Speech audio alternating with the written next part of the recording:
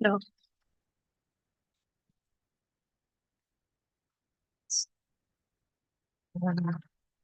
Yeah, good one there.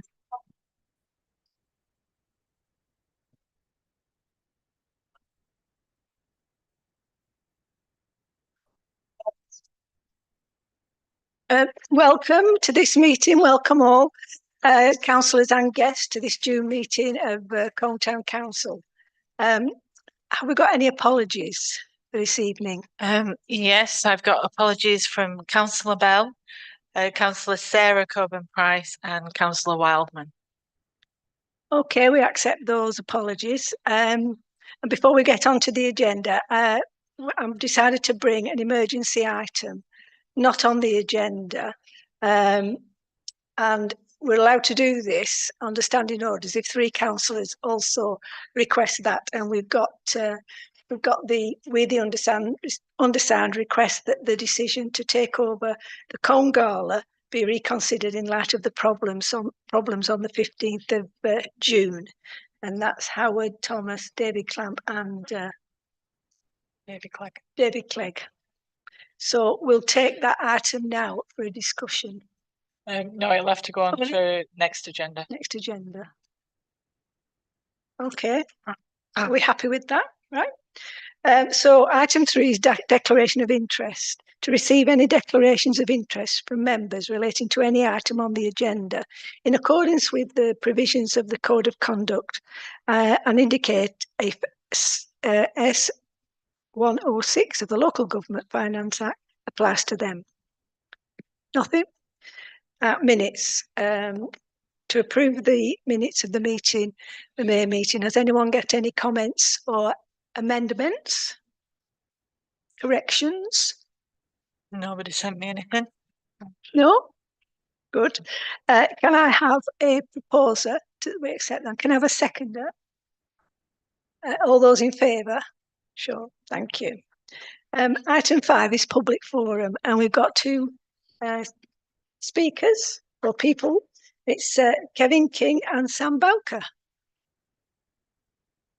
Yes, you press the green button. Yeah, thank you. Good evening. Excuse me, this is our first time attending a council meeting. So we wanted to bring an item to the council attention. That's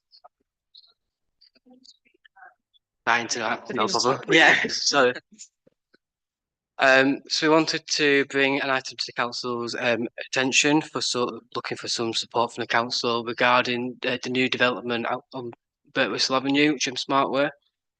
The reason we're bringing it to town council is because the town council gave support for planning in 2020 when the planning was going through. We've tried going to Together Housing and the Community Neighbourhood Police, and we're just really struggling with the antisocial behaviour that's increasing on the estate. Since the house has been occupied, which was, I think they were fully occupied in March, we've had a noticeable increase in antisocial behaviour around Birtwistle Avenue, Harrison Drive and the area. I know from the community partnership meeting in May, there was over 45 complaints made to the police in the space of a month about this estate. The main issues we're having is things like people riding quad bikes on the footpath behind Birtwistle Avenue. With no helmets either. So they've no helmets either when they're doing this. Loud music, shouting and screaming. Groups of young people that are collecting on the site. And we're having no resolution from Together Housing and the police. We're just getting told time after time, different residents being told that it's just being looked at and we're not getting any answers whatsoever. Obviously, as you can probably understand, our enjoyment of the area is significantly decreased. Just today on the site of Jim Smart Way, there's big graffiti on the entrance that's visible.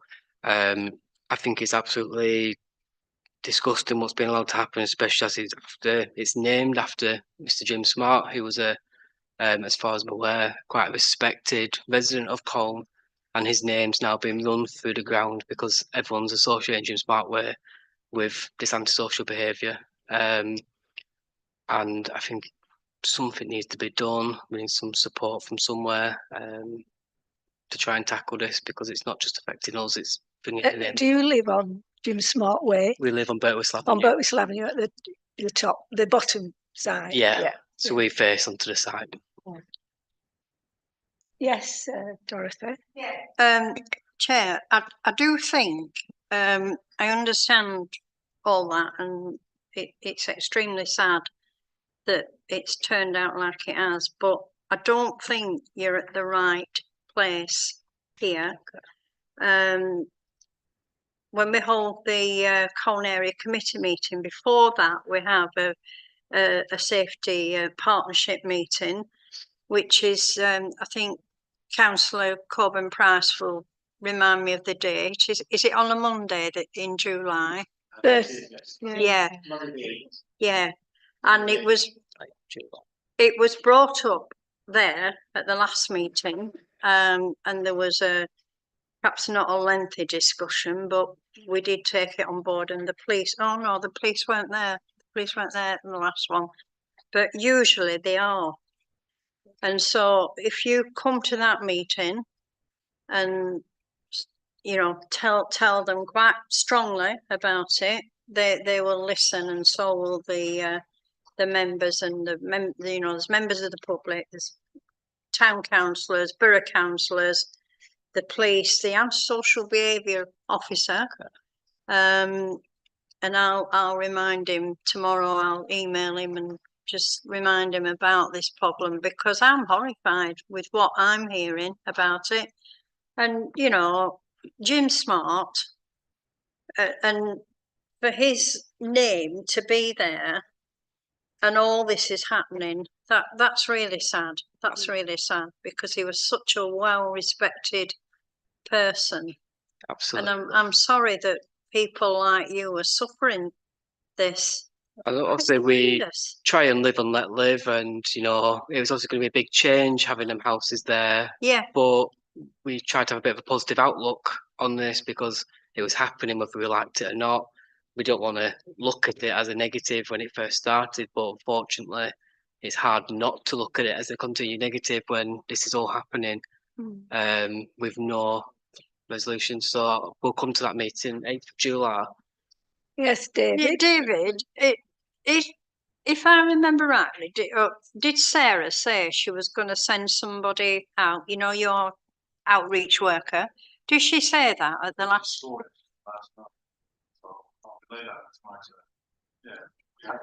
Right, okay, yeah. And do you feel the police have done much, or no? We've not seen much of a presence. The only time we've seen the police on there is if they're responding to the odd incident when there's been a police van down there, but we've not seen any resolution from anyone really, or any plans of how they're going to try and resolve this. Yeah.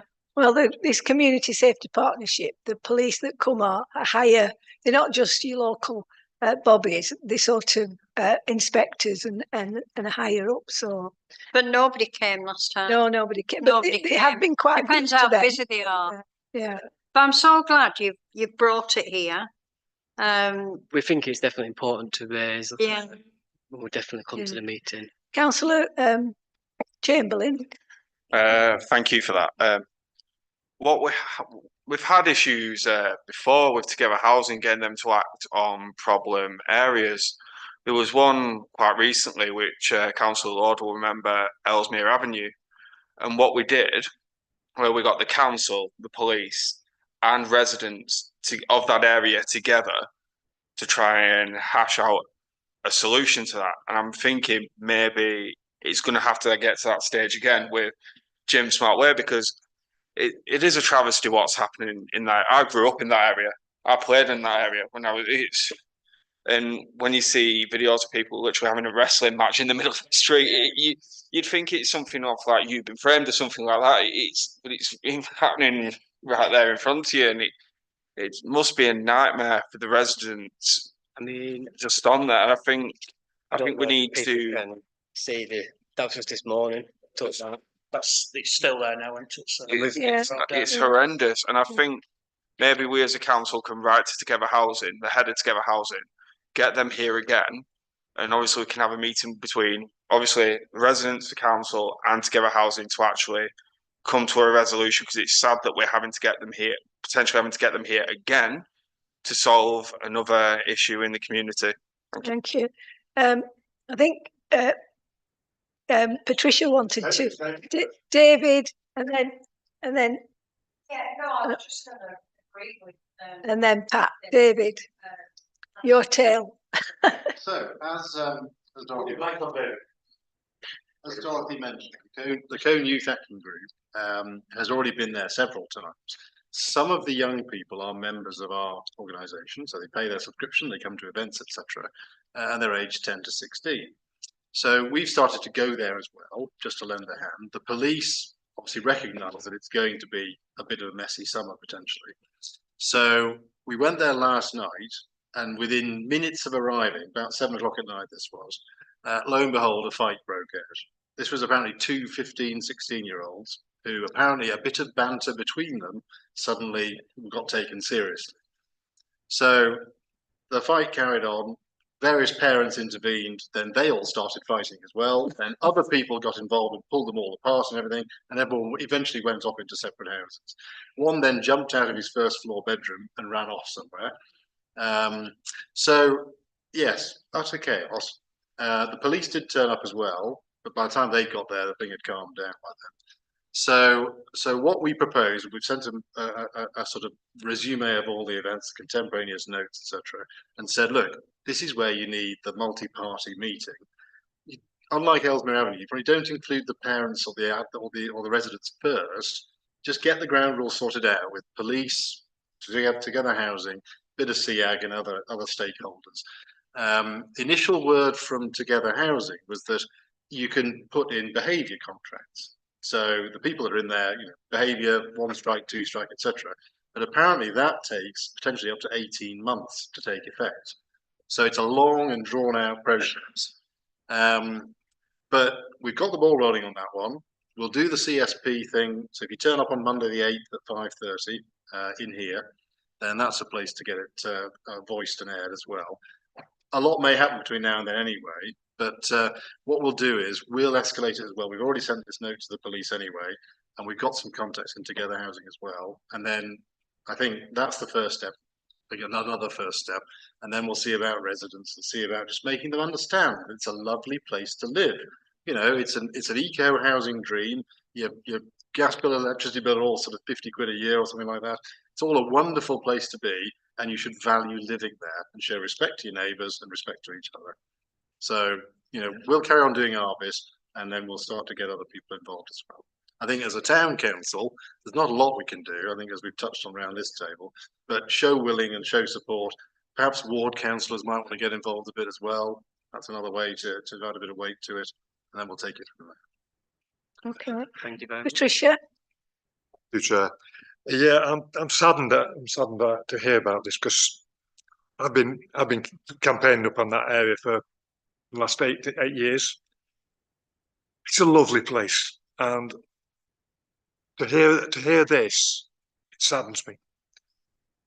Like Councillor Coburn-Price, I'm Councillor Lord and Councillor Chamberlain have said, we will get it this sort of, we will help through the Kindman social partnership, and getting involved with the Together Housing and the police and other organisations that we can to help with this. But you're going to get a lot of antisocial behaviour, no matter where we are. It's part of the course. Yeah. But what I can't understand is you've got quad bikes with no helmets. Councillor Coburn-Price will probably correct me on this, but without helmets, that can be that is illegal anyway, and it should be stopped. You allowed music, you allowed it until 11 o'clock. Yes. Unfortunately, but if it's after 11 o'clock, then you have got grounds for complaint. Your graffiti, as we've just seen, well, that's a criminal offence, right? You said you've had 45 complainants, and nothing's been done.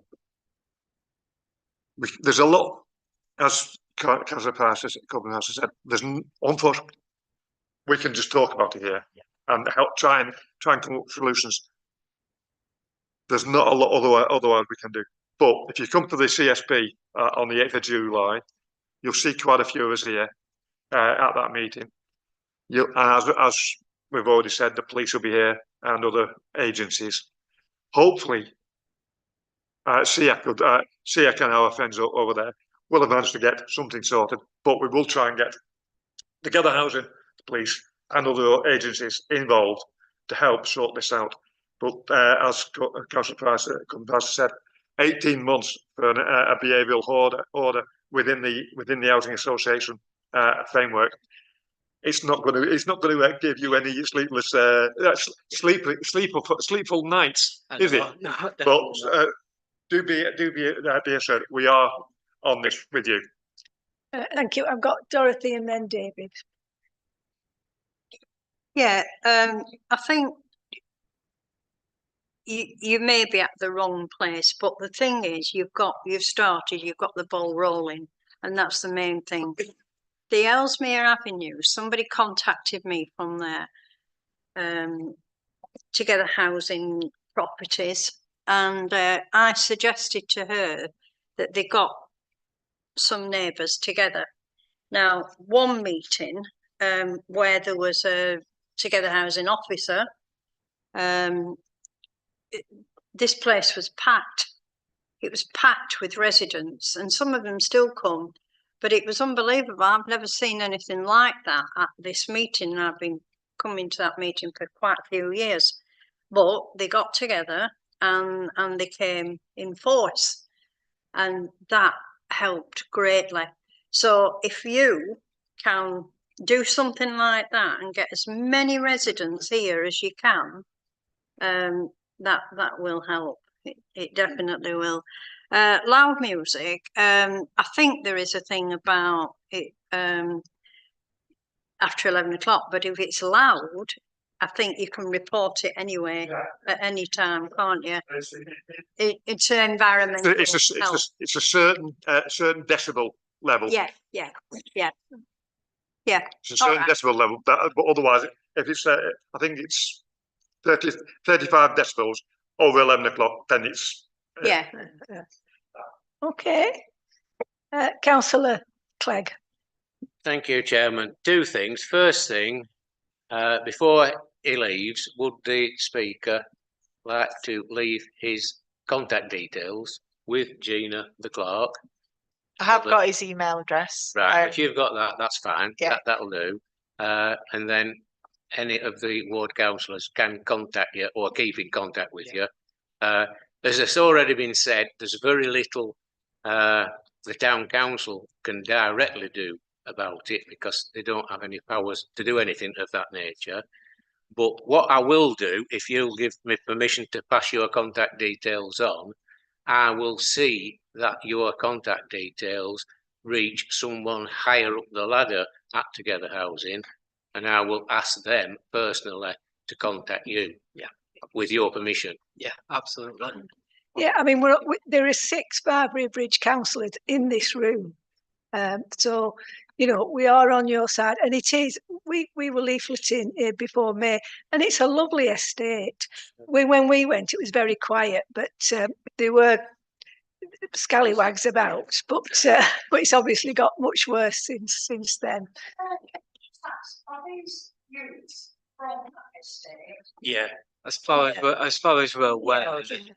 Yeah, I think the problem is Together Housing have to house the top thing, and a lot of them are problem families, so they got, you know, they got the houses because they were at the top of the housing list because of various issues. But it's difficult because if they're all together, then that makes it even worse, doesn't it? Yeah. Okay, well, thank you for coming. You can stay if you like, but you know, I'm sure you've got a laugh. Thank you very much for listening to us.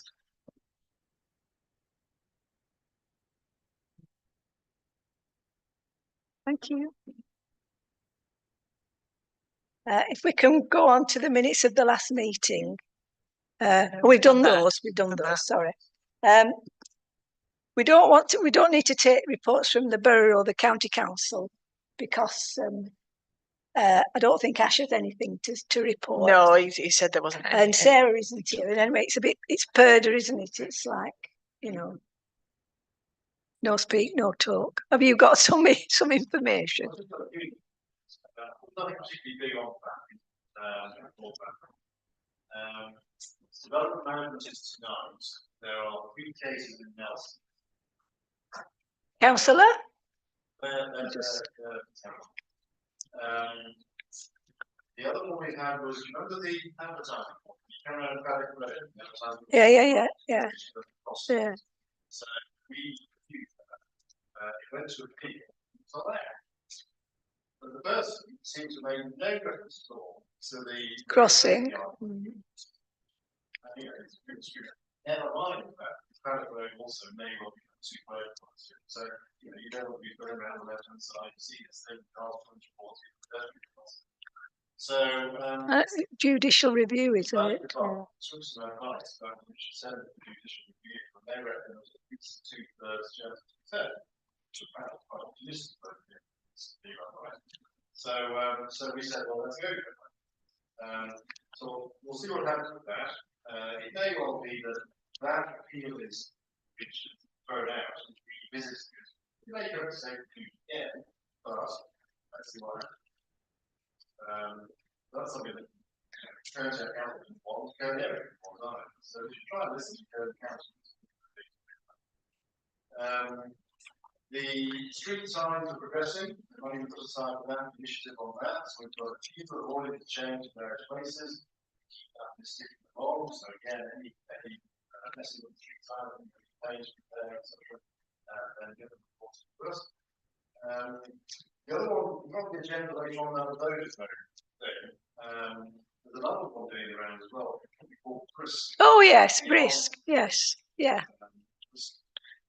Who wants to do a broadband rollout across the entire area. They will put extra poles, extra digging, all that kind of thing. They want to speak to various people, various interested stakeholders. So we at the area several meeting and lots of issues as well. Though there are bound to be rights, just like the things will tell you that. Yeah, let's just make sure it's consistent. So let's ask this first. The only other one was on how this nature reserve. It's all about approval to become a nature reserve, but also the paperwork that's taking place. The management plan being drafted by the Green Space Department. That's going to be given to the friends of the architects to review of, and then come back and that will be a test. That's part again, having done it. That's all. Okay, thank you. Do you want to speak, Dorothy? One of the things that have been, I was going to say distressing, but it's not that distressing me, is the weed situation. And I have never seen weeds as big as they are now. I mean, some are up to Windowsill height in all the streets. I've noticed on I've mentioned it on our back street, and I thought it had all been done. I've been having conversations with David Walker, and it seems that they've been late weed spraying this time, and so these weeds have really got hold and grown very high. Now, I think they've been round in some parts. They were doing Barnall's last week or the week before, but it's never, ever been as bad. And when you look round, even now, you know, there's weeds where you've never seen weeds before. And it just makes everything look not good. Anissa at the last Colne area, I had a word with her, and the shops outside the shops are horrendous. Now I've looked today and they're not as bad. Anissa was going to send out a message on their bid forum thing to the shopkeepers to ask them to just pull the weeds out. Where, you know, people used to, but they don't now. They just don't. And it's just an eyesore, really. An absolute eyesore. Coning Bloom, when we had about 20 volunteers, Alice, you'll know, we used to do that job. But there isn't the people anymore. You know, they've got enough on. But we used to go around picking out all the weeds. You'd never see a weed. It's awful. It's awful. Oh. So anyway, I'm watching the weeds. Yeah, thank you. Dying now. Good. Thank goodness. Can we move on to item 7? Yeah. Finances. Is there any issues with the, yes?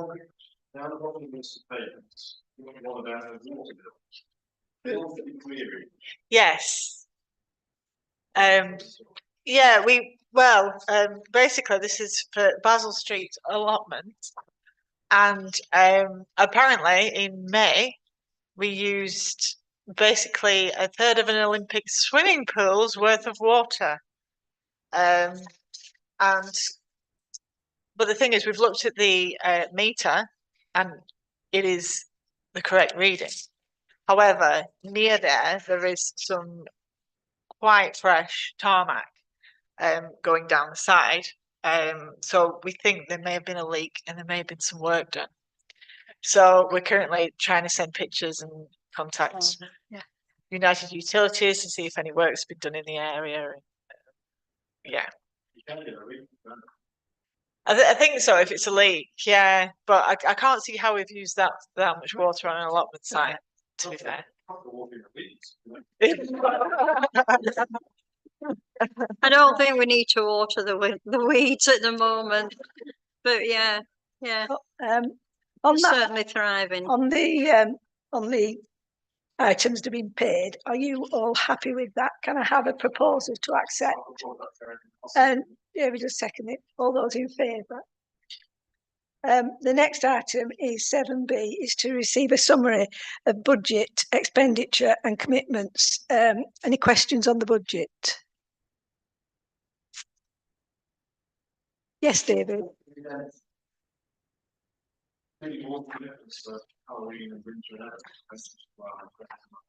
Yes, we're making sure that we commit everything so that we know what we've got left. Yes. Right. Okay. Can I have a proposal for the budget then? Yeah, thank you, Ian. Can I have a seconder? Howard Thomas. Thank you. All those in favour, please show. Thank you. Item 8 is annual governance and accountability return 23-24. Okay. Yeah, that's you. Yeah. So at the last meeting, I did present the internal audit report. So our internal auditor was happy that we have strong internal controls. I myself have also gone through all of the objectives on the governance statement, and I am happy and satisfied that we can answer yes to all of those. So this is merely just to get authorisation from the council for us to sign firstly the governance statement, and then after that the accounting statement. Any questions? No? Are we?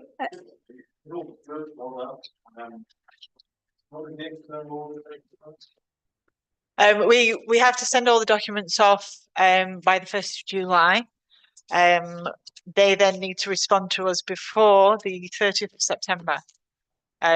So normally if they've got any issues, it's usually just clarification on a few things. We usually get back to them the same day. So hopefully we will, Okay. be okay. So can I have a proposal? Chairman, can I propose that we authorise the signature on both documents? Okay. Thank you, Patricia. All those in favour? Thank you. Right. Turn over the page. Item 9 is Colne Town Council petty cash policy. You've all got a paper there. Paper 9. Any questions? Yes, Sir David. Not really a bit. Para 3, apostrophe council. Para 6, you want to have a definition of what large or large construction. Not going to put a tenant. For what was it? A large amount of right. Yeah, I can have a think about that. And that's where the Para 7, section 7. Almost reads a bit like an introduction statement. I mean, what is that? I don't know whether you want to try and merge that within section 2. What is it?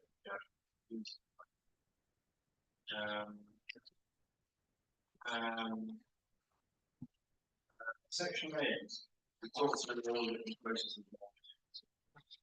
There's a lot in here about collectives, rather on pennies, and spending this cash.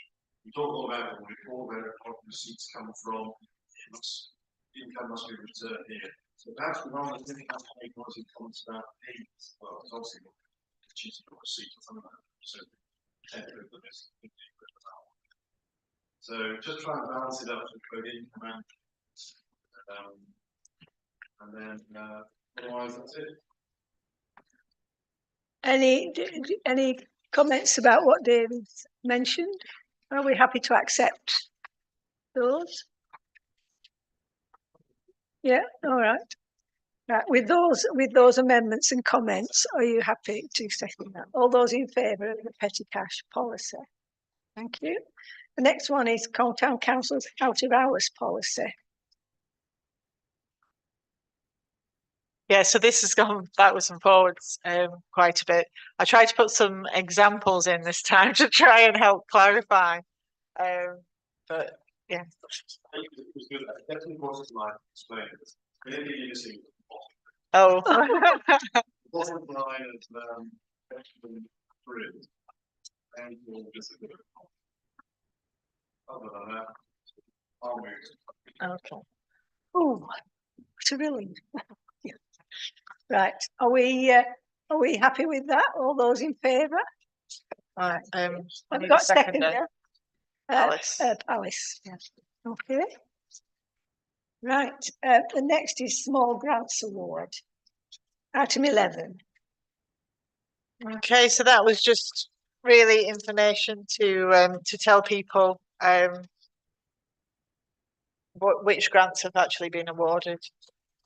Yeah. So if I could find it, so I don't know where. These were in order at one point.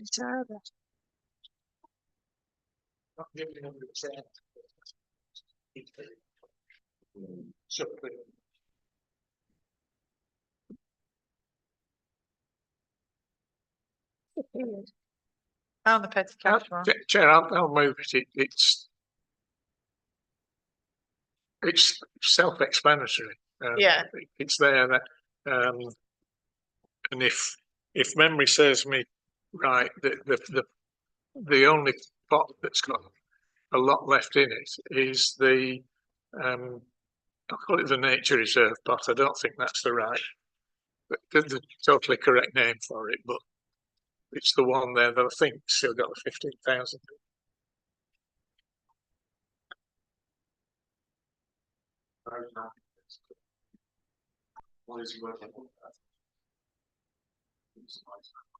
Yeah. They had some last year, I know. Was it last year? I'm sure it was. Who? Alkin Coates Woodland Nature Yes. Reserve, from whatever. Chairman, on that one, I can say they are currently put together. Good. Yes. I assume the junior council isn't going to happen anyway because Called Parliament's not there. No. They're still going. They're just not going to number 10 Downing Street.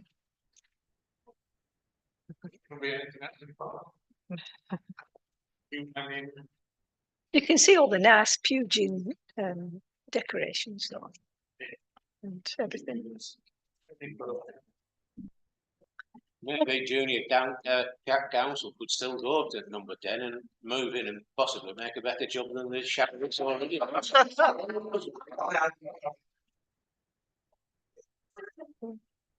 Right, so that's just for information. So item 12 is Treasure Our Town, to receive an update on the current month's session held by the Treasure Our Town group. Yeah, again, I was unable to attend this session. I think, Ian, did you attend? No, Alice, I think you did, didn't you? This isn't the one we did on our alt, is it? This is the one that they did around Patton Street. Yeah. Oh, right. Oh, yeah, yeah. And there was a lot to pick up. And the children were actually very excited again, and they enjoyed. A lot of the children do actually live in that area, so it was quite interesting how they reacted to the litter, because I don't think they'd really realised that there was so much in that particular area, and because a lot of it was actually in the playground, the old playground area. It was a safe environment for them to go and collect and see just how much accumulates in a small area.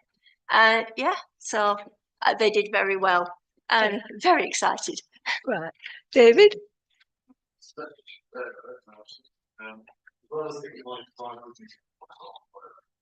also got a couple of caravans, which should be.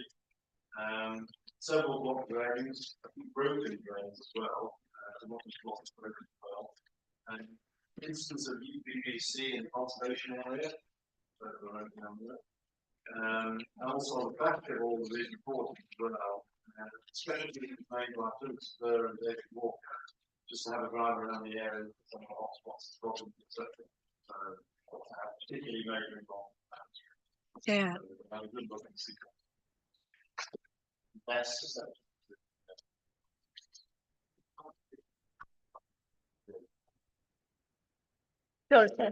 Thank you. The problem, just to give you an example of what I know, the problem in that little area down there is how the rubbish swirls round, obviously, especially when it's windy.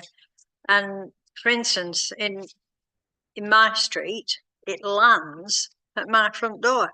It comes along Knowsley Street, up Earl Street, down Earl Street, swirls round, and there it is, you know. And it's the same on Patton Street, and it's the same on Boundary Street. It's just, and of course it's open to the wind and the elements and that. So there's always, I've lived in my house now for 42 years, and it's always been a problem. It's not just recently, it's always been there. I think I remember Tony Greaves, he got extra cleansing because he knew that area needed it more than anywhere else because of it's. But a lot of it is to do with the elements, you know. All right, people do dump the rubbish and throw it on the floor and one thing and another, but I've seen it flying out of bins, litter bins, you know. So yeah, it'll always be a problem, but it's nice that people have gone round and done what they've done. Yeah. Okay. Have you been okay with that then? Item 13, blues, the Great British Rhythm and Blues. Is that you, Nathan? So all the operational elements are in place for the festival. The full lineup has gone out across social media for the main stages. The official fringe lineup has also gone out across social media and on the website. Got various bits of marketing activity happening in the coming weeks as we get closer and closer to the festival. In regards to ticket sales, we've sold 346 tickets, which were ahead of where we were this time last year. And we've sold 82 camping pictures as well. We've put merchandise on the website, and we're encouraging people to get your merchandise earlier, because once it's gone, it's gone. And we've had quite an increase in sales on the website for merchandise, which is always great to see. But that's pretty much it, and it'll be here before we know it. Can I ask you whether you've increased your volunteers? Because I know you were looking for some. We've filled all positions for volunteers, but if anyone does want to volunteer, we'll always welcome a hand with litter picking. Okay. Thank you. Any questions? Yes. Well, I'm just glad to see that Pendle Leisure Trust are back on board, and that that will be a venue, so that's good. I'm holding a volunteer day, which Nathan knows about, on the 8th of August. So if the town council want to, well, I think I've got your name on the list anyway, to come and, you know, get people to sign up to volunteer that day. I think the ticket sales so far are excellent, so that's looking very promising. And hopefully we'll have good weather. Yeah. Fingers crossed. Yeah, fingers crossed. Any more on that? No. Item 14 is Vodafone Telecoms upgrade. Any comments about this paper? Chair, well, I would hazard a guess that this is somewhat caught up in the refurbishment of the Market Hall.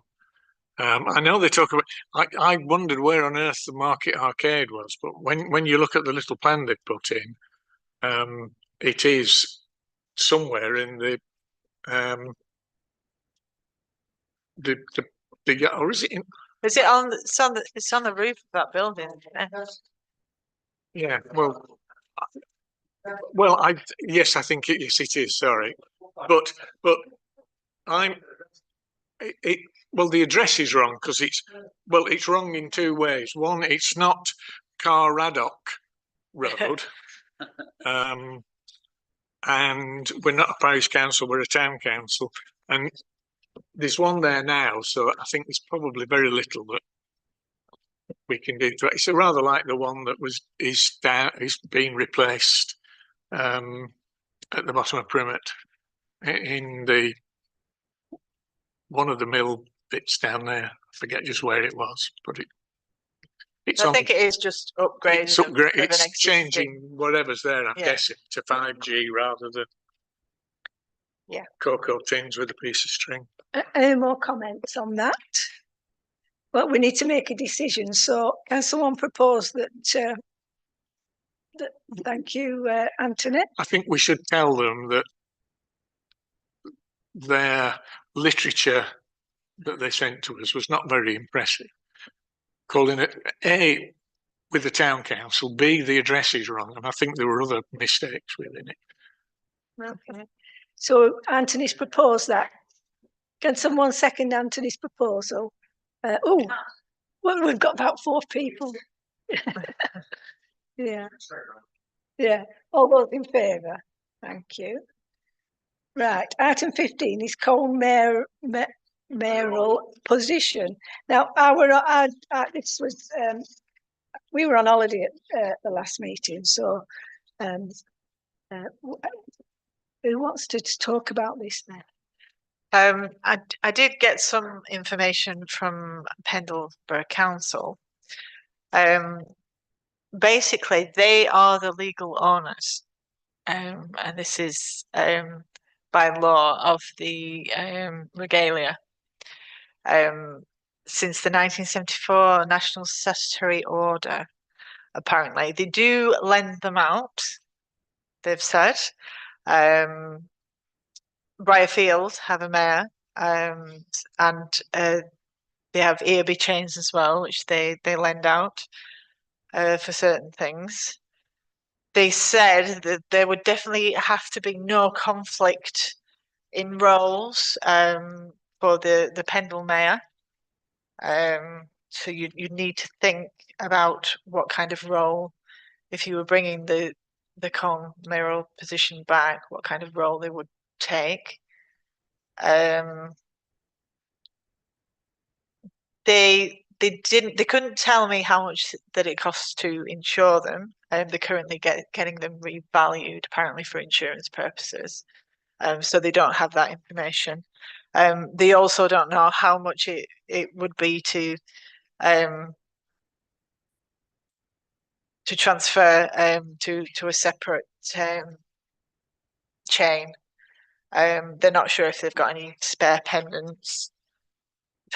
So that was another thing. Oh, I don't really know much. No. Howard, did you put your hand up? Yeah, I just think, I'll just move progress. I think it's a non-starter. The chain that the Pendle Mare wears has chunks of the Cong chain in it. The Birtwistle Diamond is in the Mayoress's chain, which she can only wear in, sorry, they can only wear in Cong, because it could be a mayor's consort. To replace them would cost an arm and a leg, which I think the other things that we can spend the money on. There's then all the question of secretarial support and making sure it doesn't clash when the mayor's doing this, that, and the other. I think as it is at the moment, it's a non-starter. There are other things that we can better spend our money on. So, any other propose comments? we don't take it any further. Yes. I think it's one of those ones that you look at those chaps up there, you hear the talk from Jeff Granville, and he goes through it from town, etc. That's why we have the town hall. So this is the prime of town. Understand they've changed and been messed about, but Pendle seems relatively good. They are just about to report the asset transfer working. So that might lead to, well, why don't we transfer that asset to us? But I think, as I understand it, there are a couple of places, Podium and Fiddlebrooke are the ones who actually got their songs, got their roles, got their regalia, etc. So just a quick discussion with them to find out how they manage it, what they do, etc. I don't think it needs to be an intense role like Pendle. But it's one of those ones whereby we're building pride and ambition in town. It's the sort of thing we can do. Yes, we have to explore insurance, security, where you keep it. You're going to put it in a glass case and make sure it's appropriately safe overnight, etc. We want to encourage people to visit town, look at it, admire it, proud of it. This is another way to add to that. Pendle did say that they don't actually put theirs on show due to security reasons. But yeah, it's. I mean, I think that's one issue, and then there's another issue that do members, are they interested in doing it? You know, that's so it's whether it's feasible and affordable, and then whether there's councillors here that would want to do that. Because I don't know. Yes, Dorothy. I'm not keen on the idea either, but I just wondered if we could open this up to the public and see what they would like to do. I think some people wouldn't care less and others would like it and some wouldn't really understand it, you know, but I think it's might be worth asking them. I don't know. The other thing is, I mean, we've got the Mayor of Pendle, whoever it is, does an extremely good job. So if you have events, and we always invite the Mayor to our events, who do you invite? Do you invite them both? Or do you invite the Colne Mayor, Pendle Mayor? Obviously, if they were both invited, the Pendle mayor would, you know, be higher up than the Colne mayor. I know they do have a mayor in Briarfield, and I've had for many years, and they look after themselves. They don't have a car, they don't have an attendant, they just go around, you know, get themselves from A to B. I think they take the chain home with them. I don't know. I remember years ago there was one mayor who had it under the bed. Many years ago. So in some ways it is a nice idea. But I think Pendle would expect not to have two mayors there. Yeah. Because they well, they do it in Briarfield, as I say, but you know, I just think that I think we should ask in some way, whether it be on Facebook or whatever, the public, you know, it would be their mayor. Yeah. Anthony. I'd like to obviously support Councillor Corbyn Price's comments there. I think it is something we should bring back. We could Briarfield have it, Padiham have it, Clitheroe have it. We could obviously go to Padiham, we could go to Clitheroe, we could speak to them and see how they brought that position back, how it works for them. And in answer to Dorothy's question, if for Colne events, obviously the Colne mayor, and if it's a Pendle event, obviously Pendle mayor would obviously attend. And I just want to make a comment as well. At the tour that myself, Councillor Bell and Nathan did at the start of the month when we had the clubs in the town hall, a lot of the younger children were interested in Colne, in asking why Colne doesn't have a mayor, and they would like to obviously see this town have that position back, because they took great interest in all the portraits that we had. They were very intuitive in asking the question. And okay, I'll have Patricia next. I'm in favour of this purely on a historical setting. We are the oldest town in Pendle. We're the only town in Pendle that is named in the Domesday Book. And as Councillor Corbyn Price and Councillor Chamberlain have said, we've got some magnificent pictures of previous incumbents of the chain. It would be an honour to have it back, whoever wears the chain, if we are, you know, if we are still here when the chain comes, if and when the chain comes back, and we do decide to elect a mayor. I know that in Briarfield, in relation to Councillor Lord's, the town clerk is responsible for the mayoral chain, and if the mayor is required, then the mayor, the event organizer books with the town clerk for the mayor to attend, and will make sure that the mayor has the chain on the morning of the event. So that's how that works now in Briarfield. No, because I needed. Yeah, no, I had when I was at Nelson, I had to ask for the mayor to attend an event, and I had to book the mayor through the town clerk. So that's how it's working at the moment, and that's how it could be done here. But as I said, I am in favour of this. Councillor Robinson. Sorry. Thank you, Chair. First of all, Briarfield is what they call an historical anomaly. The reason why Briarfield have actually got a mayor is when they were setting up the boroughs, they were going to set up the borough of Briarfield and the borough of Nelson. For some strange reason, they elected two mayors, one for each, then decided Briarfield's not big enough, so it was then became an urban district council under Nelson. But because they elected a mayor, they had to keep the mayor. So it became the only urban district council in the country to have an elected mayor. That's an historical one. As for Colne, What I would propose, because obviously it's a good idea, but there's a lot of unanswered questions as usual from Pendle Council. And what I would propose is that we carry out a full feasibility study to look at the legal and financial implications, and for this to be brought back to Town Council at some future date. Yes, Alice? I'd like to second that because I am concerned about the costs.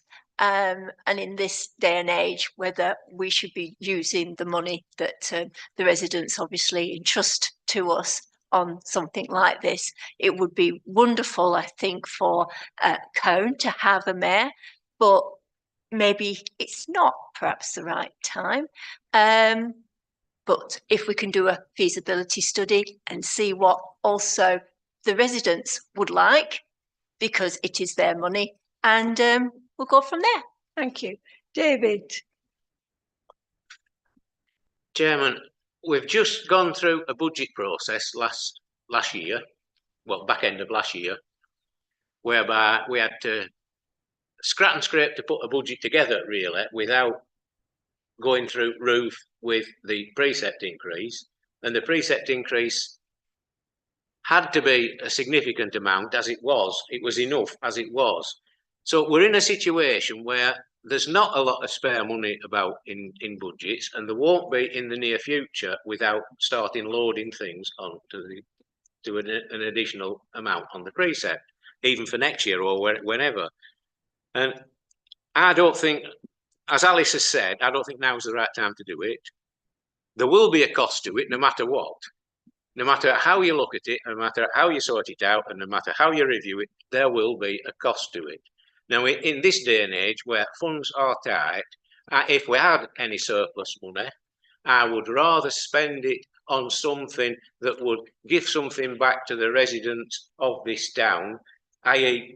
give them something that we will get a benefit from it, even if it was only another event. I mean, Nathan will scream at me if I mention another event, because I think he's got enough to do as it is. But I would rather use any surplus we had in budget money on something that benefits the people of the town, rather than benefits on basically the one person who would be elected as the mayor. And I would rather the town got some benefit from it, and I think now is the wrong time to do it.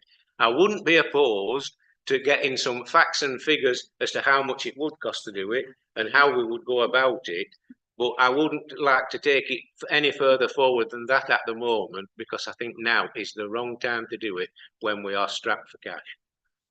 Well, we've had a proposal from Ian and seconded by Alice, and you're saying you're all right with that? Well, I'm all right if they will amend what they're saying to what I have said. As far as I knew, it was the same. Yes, I'm happy to go along with it, but I think now is the wrong time to go forward with it. But I don't think there's any harm in getting all the information and the ins and outs of what it would cost and how we would do it. Right. Thank you. But I don't think we should be squandering money on something like that when there are bigger needs in the borough. Okay. Well, we've had you proposed that, Ian, and you seconded it, Alice. Have you got any counter proposals? Are you happy with that? So can I ask for a show of hands then, if we're happy to do that? Right. Thank you, council. But the one thing I understand that if we have the mayor of Pendle is the mayor of Pendle and they would want to come to Colne, you couldn't say, well, we've got a mayor, so you can't come to any Colne events. It would have to be that they have the option to come. We couldn't say, don't come. I don't think that's right, because it is a mayor of the whole of Pendle. So it's only since 1890, whatever it was, 1893, that Colne has had a mayor. Right, thank you for that. Item 16 is Colne Archive. Sarah has actually forwarded me some contacts for this. She gave me one a couple of weeks ago unfortunately, I've not been able to get hold of him. I have left messages, so I'm still waiting for a call back on that. So I haven't really got any update on that. If there's anything that any of you want to raise or discuss, then how would it work? What would be? It would be a room with or archive material. Yeah.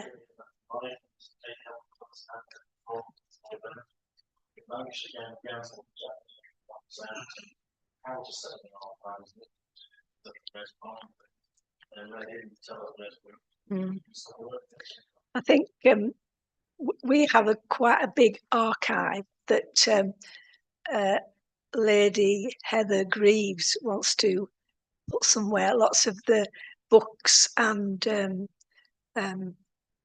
bulletins that Lord Greaves wrote over the since the 60s.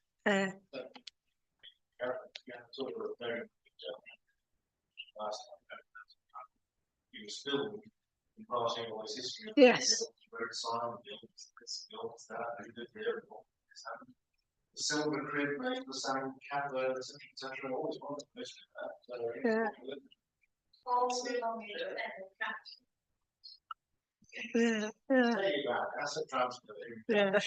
Oh, nothing. Lord Greaves, they don't on any of that. Yes. There was actually in a building that is now in somewhat distressed state. That's the old grammar school in the churchyard, or in the parish rooms, whatever its official name is now. There was a Colne Heritage Centre in there, which was an offshoot from Pendle Heritage Centre. Unfortunately, it sort of, yes, in the old and it through lack of volunteers and funds, it sort of fizzled out.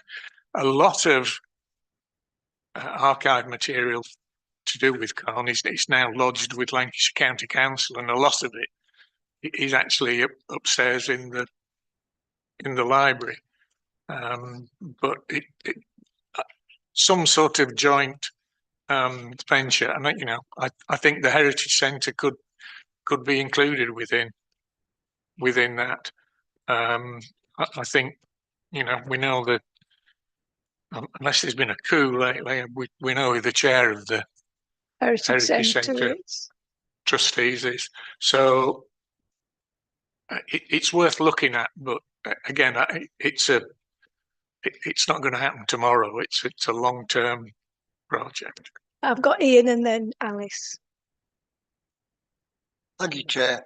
This is a good idea. There is a lot of archival material out there that's basically scattered everywhere. For example, some people may remember a local historian who sadly passed away, Bert Hindle.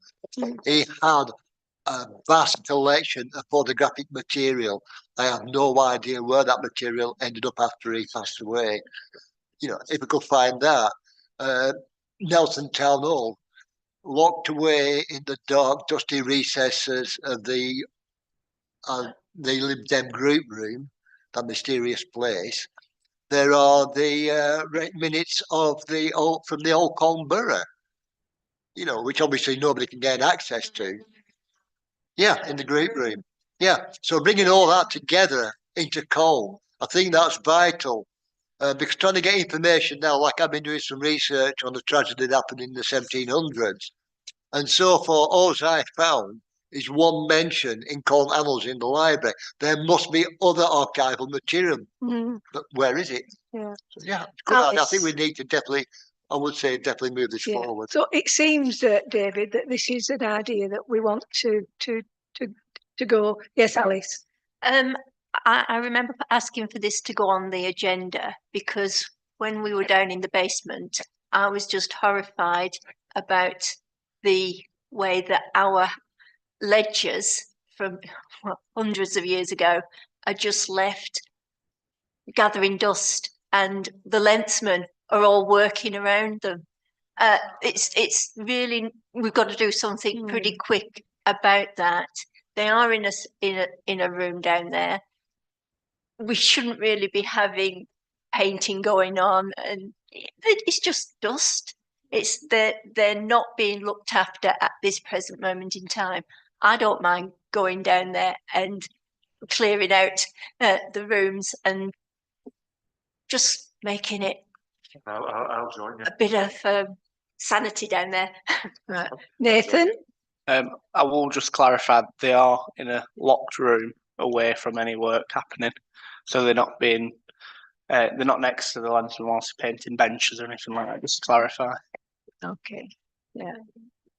But as I say, there's a lot of archive material that are about politicians in the past, like Councillor Greaves, who his wife is desperate to get rid of. I mean, there's just lots of the most wonderful things, and things he's written and what have you. So we need to keep those. The books at Nelson are in the bookcase. Yeah.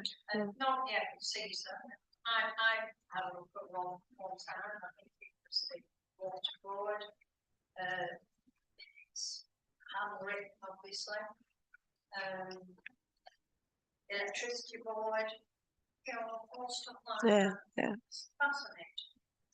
You know, and they should be here. So it seems that we're really keen on this idea. So that'd be good. Yeah. Well, never announced the building for 2 buildings which are each hall, so they might not consolidate into one, they might want to get rid of some stuff that's not in there. Yeah. So you don't want to just get rid of it. It's not going to sell it, it's nice and dry. That's what all the surgery stuff. So let's find the right way to do that. See what we get from work in the library, the sort of stuff they've got, as well as, you know, private individuals. Well, a lot of his books now, there's a man from Chesterfield who deals in rare books, and he's coming over and moving some of the books, but some of the other stuff we could have. Can I just have you? He's got his first. Thank you, Chair. In order to move it forward, could I propose that we locate suitable premises and start to implement this as an ongoing project? Why do we need the archival? Do we need premises? We're not bringing them in. Well, what I mean is, we need at least a room or somewhere to store them that's accessible to interested parties, so we can identify a suitable location and then look at implementing the contact. Well, call I think probably we need to look at what we've got and decide what's worth displaying and what isn't. What's just Dorothy. Can I suggest that we have a little working group that can manage this and do some research and some searching and looking and what have you? I'd be happy to be on that. I think Michael wanted to say a word previously, didn't you, Michael? Just a general comment. I appreciate there is a cost to these things and they need looking into, but this, a bit like the mayoral thing, I think it helps assert a sense of identity for Colne. Yes. Because Colne, unlike shall we say a town that way, there's a lot going for it. We've got the theatres being rejuvenated. We've got a new the market halls are going to be coming up. We've a lot going for us. So I think we should help to try and, like I said, assert a sense of identity to help perhaps bring investment in as well and make us stand apart. Well said. These would help. Yeah, thank you, Michael. So, what do you think about a working group? I'd like to be on that. Who said that? Oh, Patricia. I said Patricia. Ian wants. Alice wants. Yeah. I'll be the mayor. No. Well, will Sarah want to be on it, or you? Yeah. Yeah, let's see what we can let's see what we can find, because I can do all Greaves' stuff. I'm putting you down as well. Yeah. Right. But as I say, it's not going to happen tomorrow. Item 17 is planning. You've got the planning list, the latest one. We've had a few. If I could find it. Here we go. Here we go. There we go. Right. The first one is 24/0344/VAR. It's Hayroyd Farmhouse, Skipton Old Road, Colne. It's a variation of condition, revised drawings.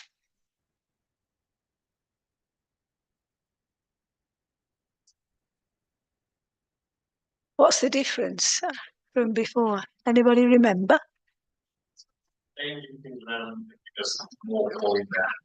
All right, right, yeah, yeah, I would say, yeah. Where's the park? That's an underground car park. Well, I think that had to stabilise things. Unless there, the whole road is about, so that's best to see there for that, which is sorting out. So, yeah, I'm watching developments of the application. Right.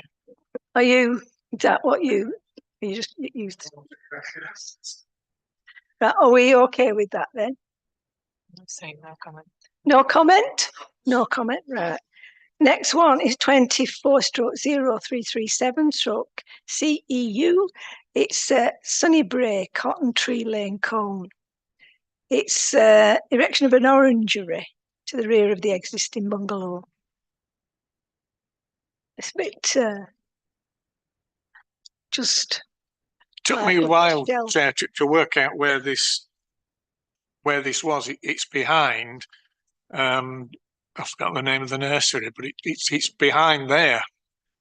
Oh yeah, I know. And as far as I know, reading the thing, it actually exists. It's very difficult from the drawings to work out what it looks like, but I don't know how long it's been there, and I couldn't find that. And if it's been there, David just muttered years. So if it's been there that long, I can't think why it's suddenly appearing on here as a retrospective, unless somebody's trying to sell it and it's turned up in searches. So if we don't know anything about it, Chair, it says here it's a certificate of lawful use. So basically, is it asking for a change of purpose? This is what I'm asking. Is that what it's asking for? I think the thing is, it's been there, and so. No, I don't think it's change of use. I think it's just making it a use of it is like as an orangery. That's what it was proposed. Yes. Yeah. I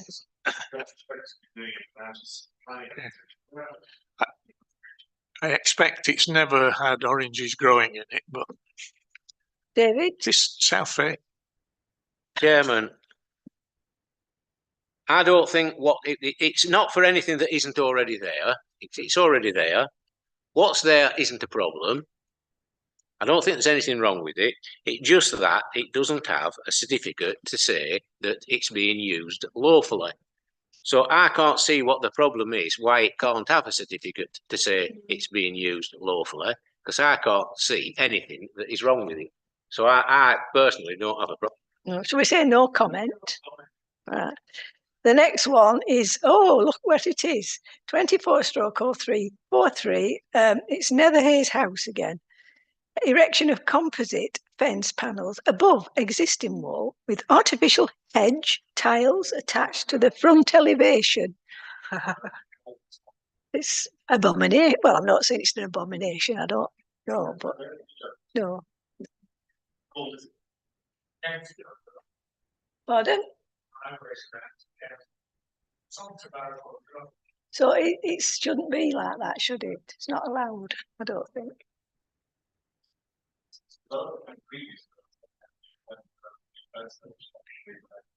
Yeah.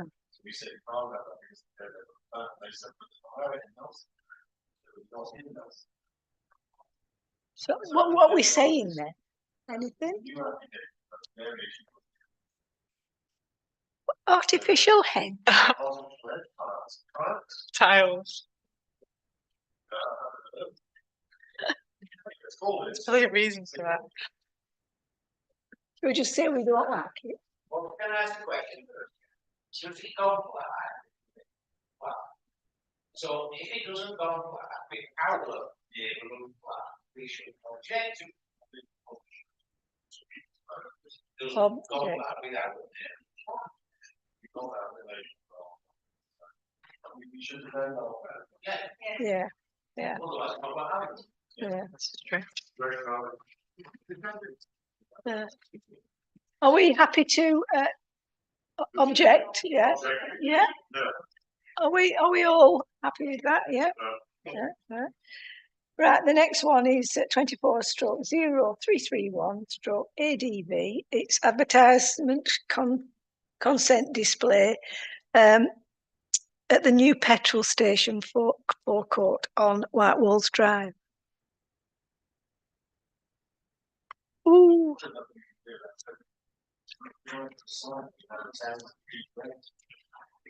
I think, again, I've just had a useful whisper from Councillor Clegg that it's nothing that you wouldn't expect, and yeah, it's a service station and drive-through coffee place, and all it tells us is it's got a Greggs, Spa, and a Starbucks.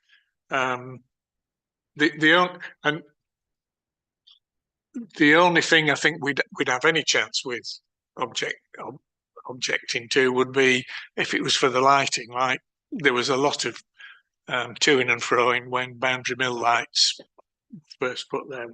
Yeah. Yeah. But these generally in places they don't glare out. I'm assuming they're not flashing signs and everything. It's just we lost the battle.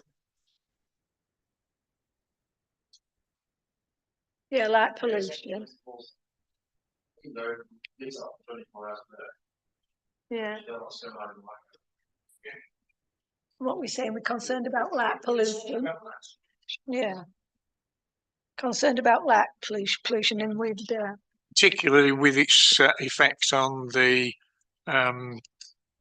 nature reserve. I can't remember its proper name. Greenfield Nature Reserve. Okay, are we happy with that? Yeah. The next one is 24/083/HHO 34 Granville Street, Colne, erection of a single-storey rear extension. I don't think it's anything that is, you can walk down many streets in Colne and see the same. And I suspect looking at this, because there's also a ramp in it to the front, that it's for somebody in a wheelchair or something. So I think we would be, when you look at the, I don't know whether it's an east or a western view up there, it's not outlandish. The materials look okay. I think we say no objection. What do everybody else think? Are we okay with that? Well, no comment. No comment. The next one is 24/0128/HHO 48 Ruskin Avenue, Colne, erection of a front porch.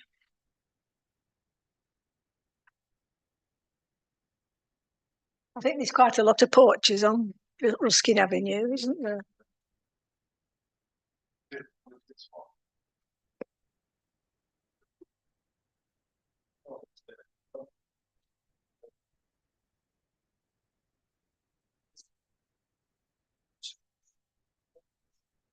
Ooh.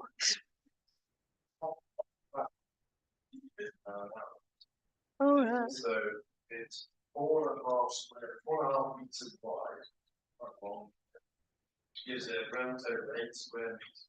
Right? The application though, they do cite the rest of the road and the front part of the area and say there are 11 precedents for development of ports and start, therefore good underlining our precedent. I think we should, as far as it progresses, make sure we get to the side. So be okay with this concept. Yeah. Okay. I'm just wondering, with the measurements that Councillor Corbyn-Price just said, if this is possibly for a wheelchair user. That's not an excuse. Yeah, that's not an excuse. But if it is for wheelchair users, then yeah, you can understand. They always have boots and coats and bags in the porches. Reading through the existing one that was there was more or less falling down, that was put on when the building was built. It says 1920s. I'm not sure it was built in the 1920s, but just as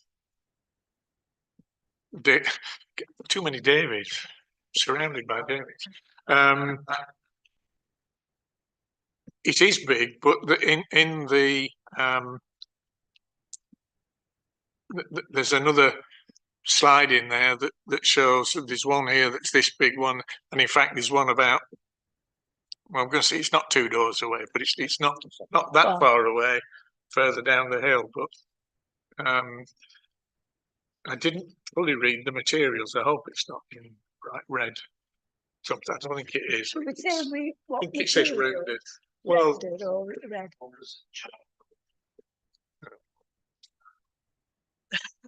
Do we want to say anything about the cladding, or what's it the outside? Give me a clue. Right, okay. I think, yeah, it is big, but whether the precedent, We can say all the houses that have it, there are bigger ones than this that not objective exist on the top of it. Yeah. And render what's it? Chairman, prior to the 1970s, none of the houses on the North Valley estate had porches on, apart from right at the very bottom of Ruskin, below number 24. None of the others had any on. And Pendle Council put the porches on. They put PVC, well, they put wooden ones on, and then PVC ones in the 70s and 80s. Prior to that, there were no porches on them. But since then, Pendle Council, as David has mentioned, has allowed porches of all sorts of different sizes to go on there to replace them. And there are some in Ruskin Avenue on that same side that are even bigger than this one's intended to be. And I don't think, if they refused it, they'd have much of a leg to stand on if it went to appeal. Yeah. But we can. Yeah. Okay. The last one is 24/304 FUL 27 Albert Road, Colne. Change of use from a retail unit into a hot food takeaway. Oh, Olivia's, is it? Next door but one to the Chinese takeaway. I think it will be. Yeah, there is, yeah.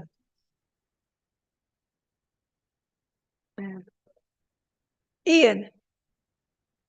Thank you, Chair. I think with the amount of hot food takeaways we have in Colne, I think we're running the danger of turning Colne into becoming one massive takeaway. And I'm sure this is against all local plans and the laws of humanity.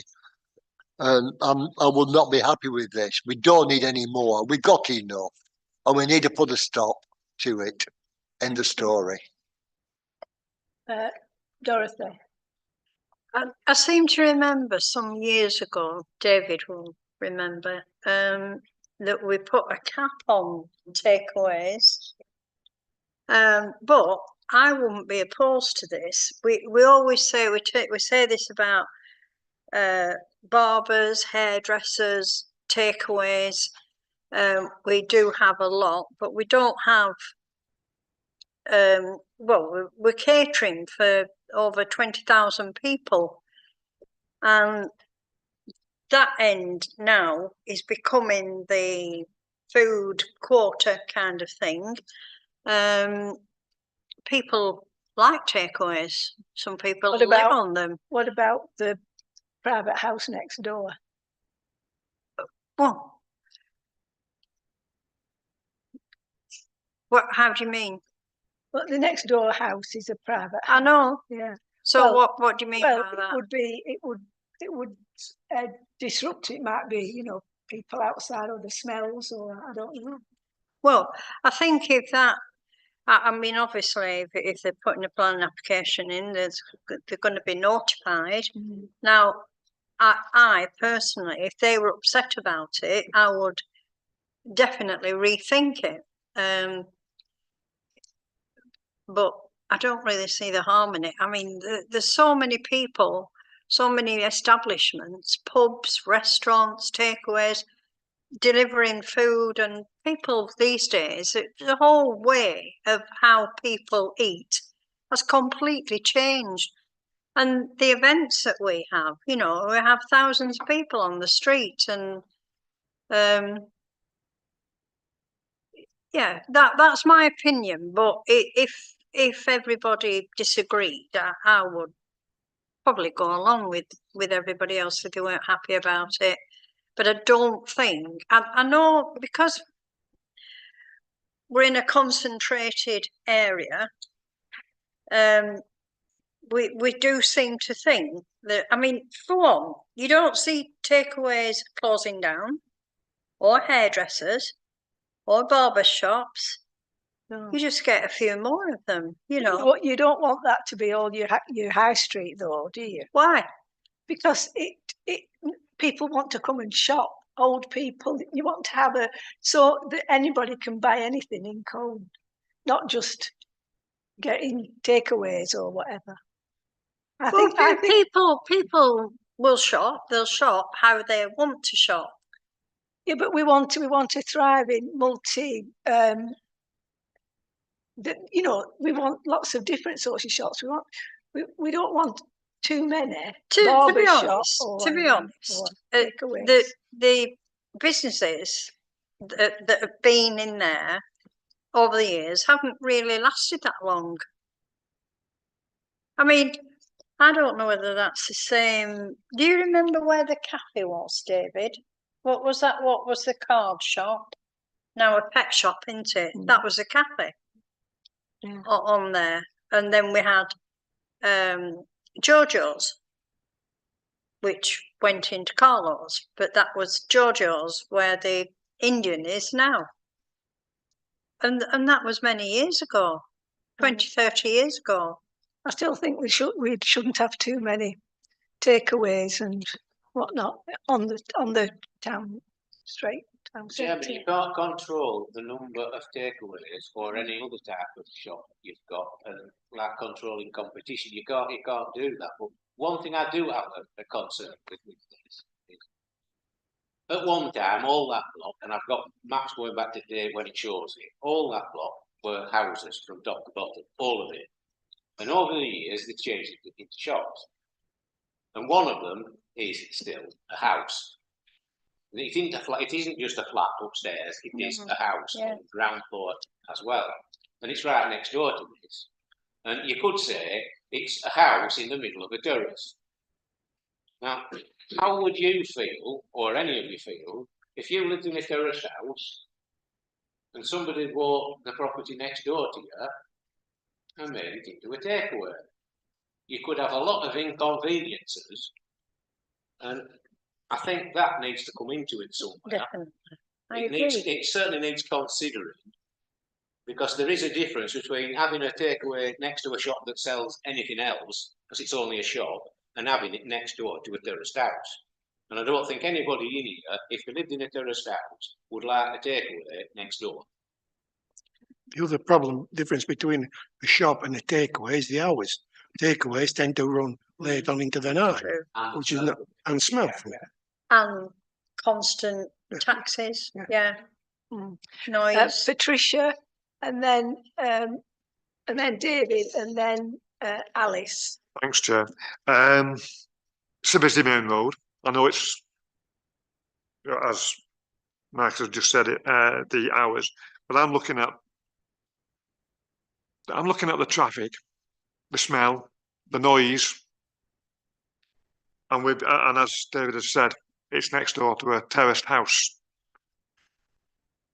Imagine if that's the residents in that house are in their later years, and I'm being polite for that one, in their later years, and they've got a takeaway next door, and it's doing well, and they've got everybody standing outside, muttering, nattering, laughing and joking, and horns beeping on the cars.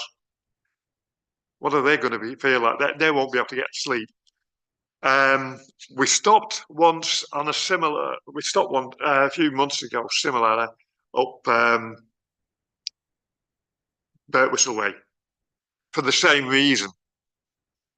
Oh, was it Glenroy Avenue? Glenroy, yeah, because of the same reason. I am really concerned, mainly because of the traffic and the noise pollution that it will generate. Not so much that the fact that it's being a takeaway. It's the noise pollution from the people who are going to be going there and buying their takeaway, and of course the amount of traffic that it will generate outside, especially on the busy main road. Anthony. Transport and traffic. I mean, there's countless takeaways down our roads. I don't think it's any real issue with traffic like what you see in towns like Nelson Blackburn, for instance. You don't really see like honking the horns and things. I'd rather see shops being used. I would rather see. I don't want to see empty shops. No. If it is going to be a takeaway, it is going to be a takeaway. It's can't really control it's not in the neighbourhood plan as to how many sort of businesses we can have in the town. I mean, if there is an objection, obviously come with it. I think we'll look at it there and then. But I think we shouldn't put through no comments really, and unless something else really comes in from there, then consider it down at later. That's it comes down to the planning officers then to make a decision on. But now, no comment really. Alice. About the fact that we can't do anything about restricting businesses. Years and years ago, Jonathan Nixon, who was a councillor, and we went round all the retail units, and we tracked how many takeaway cafes we had. And I am pretty sure that there was a comment put into our neighbourhood plan about restricting the number of takeaways. I can't be certain about that, but I'm pretty sure, and we did do that sampling.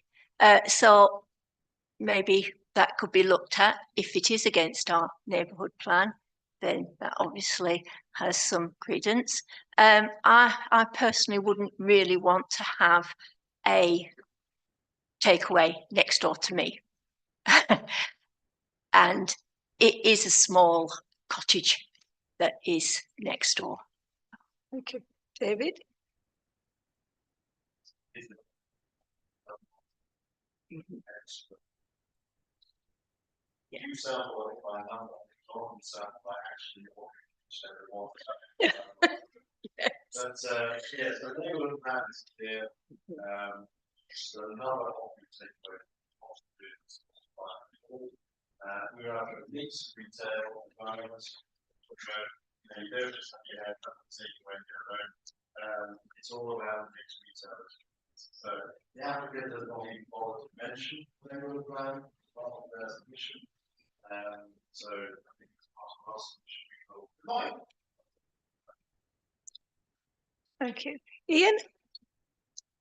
Thank you. If you're purporting that, Which is a brilliant idea. I will second that. It's obviously, it does go against the neighbourhood plan. And I think it would be wrong just to say, oh, well, we like takeaways, you have a takeaway. The neighbourhood plan applies to everybody. Thank you. Do you want to speak? Me? No, right. In the good old days, Combe used to have a designated main shopping area and other areas for other retail uses, such as building societies and banks and things. Unfortunately, that has all been undone by people in Westminster and Whitehall, who gradually over the years have said, notwithstanding the neighbourhood plan, which puts us in a better stead than other places, the market will decide in the past, it has been difficult to turn this sort of thing down. The fact that we've got the neighbourhood plan gives us the chance to do that with a chance of winning an appeal this may not get that far. And there are already, as been mentioned, the two on the row. This is next door, but two to the China Garden, with an estate agent and a hairdresser, or men's zone, I think it's called, in between. And they would be what was classed in the good old days as non-retail uses, or non-primary retail, I think it's. Yeah. Okay, Dorothy, do you want the last word? Yeah, I just wanted to say, I disagree with, I agree with most of what these people have said, but I also like to look at both sides of it. Yeah. It might have been. I'd actually forgotten about the resident in the middle of all that. Yeah. But I just wanted to say, the takeaways are thriving. Yeah. I mean, like down here, there's a lot of takeaways and that, but it's not on the main. Drivers. So we've got a proposal in a second. Can I ask one quick question before you move to the board? There are two borough councillors here. Has it been called in, and if not, it's been called in? Otherwise, it will move as well.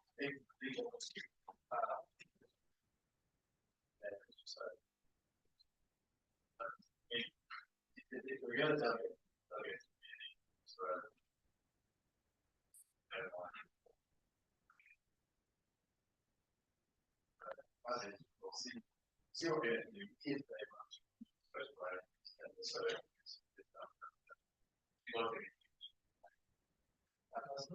That's fair. Because the number is fitting the market.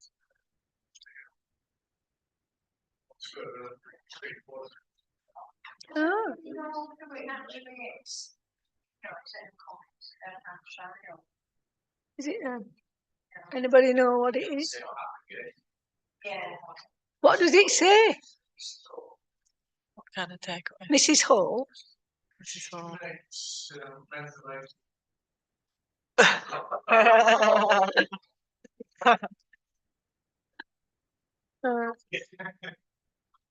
Alternatively, she looks at James Harry.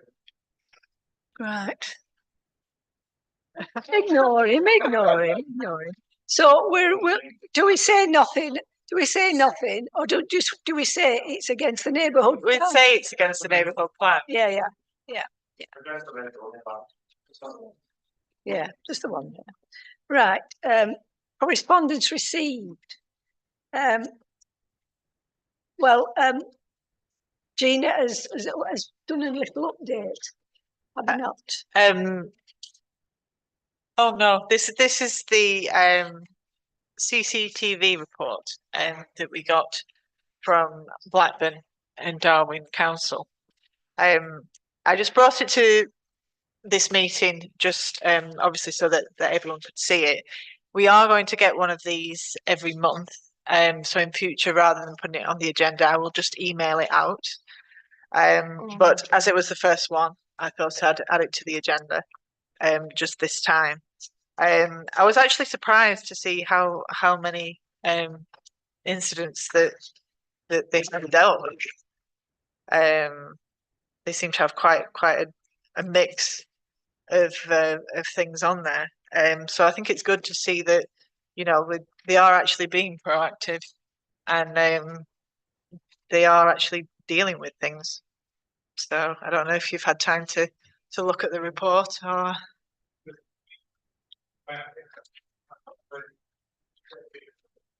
fact that police are contacting them straight away and vice versa. Yeah. Okay. We physically have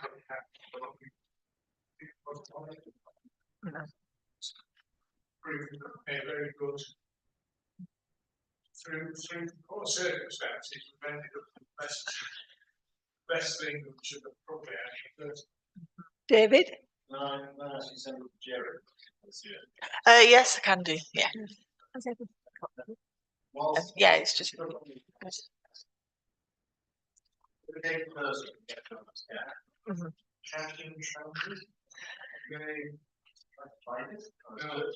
do, if security guard or whatever, when they're on, when they have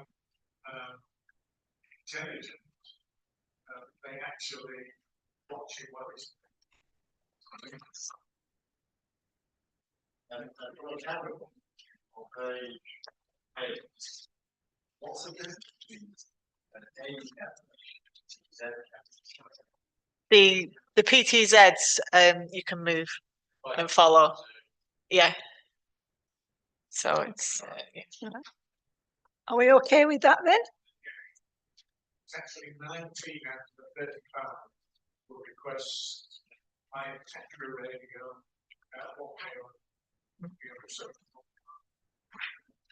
Right. Okay. Item 19 is items for a future month's agenda. Well, we've got the gala as one. Yeah. Gala. Any other items? Have you all got the update from Gina about the things that she's been doing? Oh, neighbourhood plan, BT phone boxes, unblocking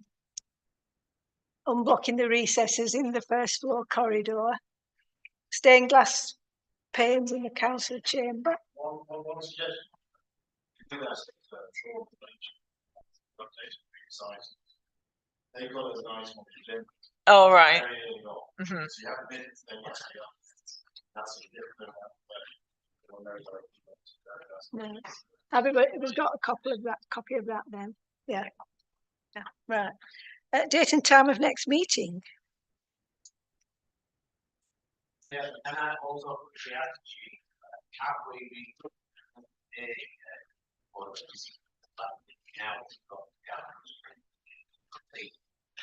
No, we hadn't. I do need to get back in contact.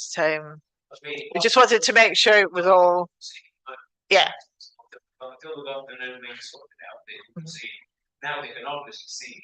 So yeah, I will get back in contact with him and try and arrange something. Okay. Done. Okay. Are we all right? The Tuesday, the 16th of July. Something's happening on the 16th of July, isn't it? We're going